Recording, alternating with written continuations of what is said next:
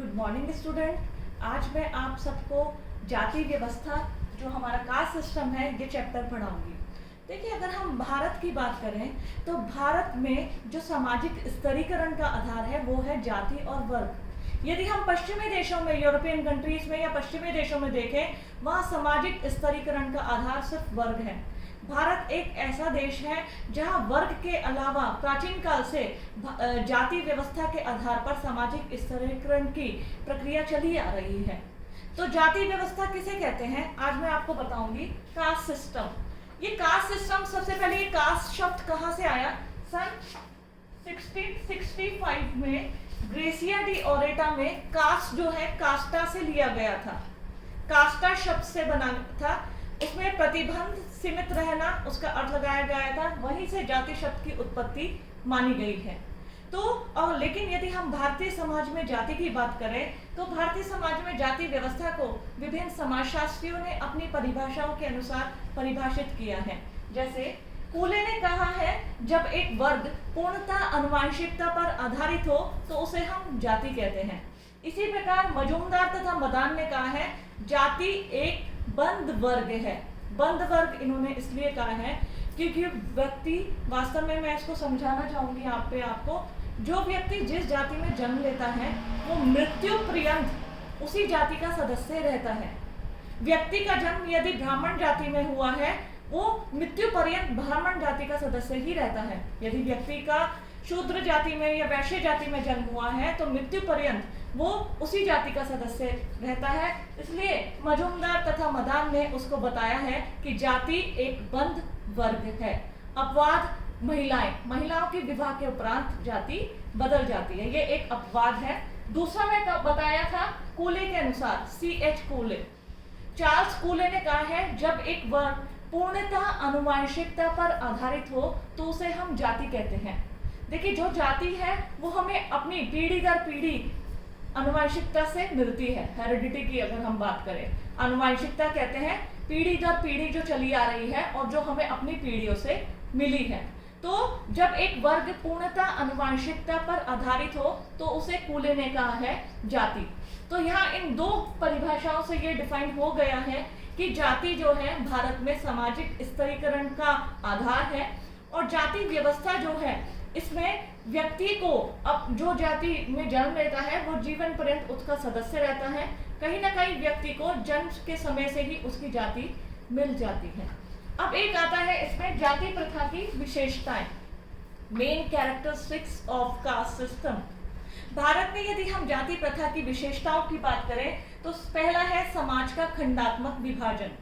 हम प्राचीन काल से ही वर्ण व्यवस्था, जाति व्यवस्था, इन सबको अपने पुराणों में, विभिन्न धार्मिक ग्रंथों में पढ़ते आए हैं। समाज को विभिन्न खंडों में बांटना मतलब समाज का जो खंडात्मक विभाजन है, चाहे वो ब्राह्मण, क्षत्रिय, वैश्य और शूद्र के आधार पर है, ये जाति व्यवस्था की प्रमुख विशेषता है। दूसरी है संस्तरण।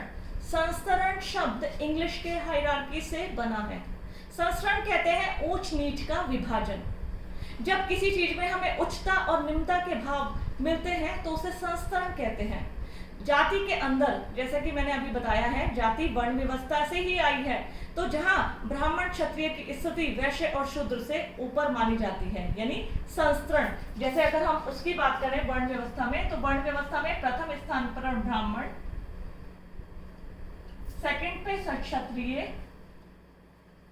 थर्ड पे वैश्य और इसी प्रकार फोर्थ पे शूद्र को माना जाता है और यही इनकी समाज में पोजीशन है।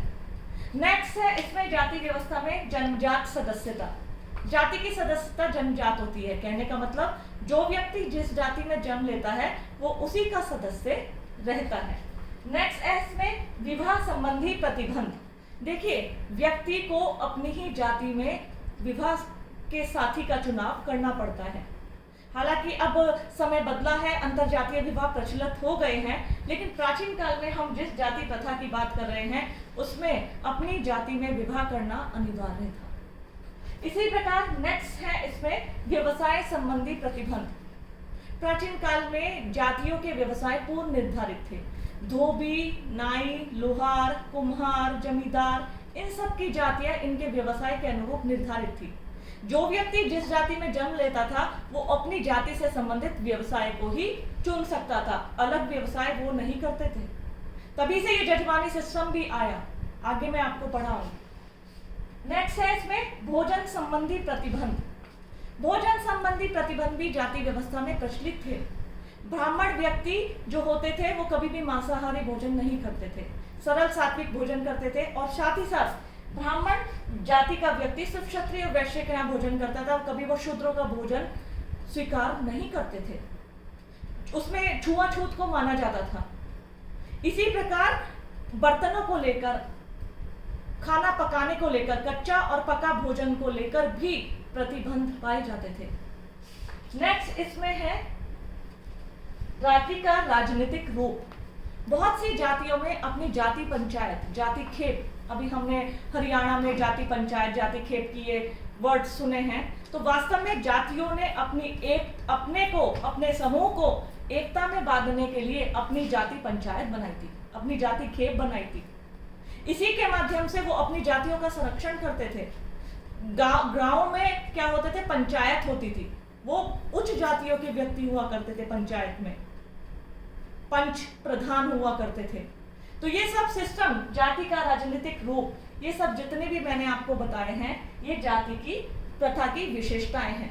देखिए, जाति और जाति प्रथा की जो विशेषताएं हैं, इसको आप बहुत अच्छे से करिएगा, बहुत इंपॉर्टेंट क्वेश्चन है। और ऐसे ही मैं आपको नेक्स्ट वीडियो में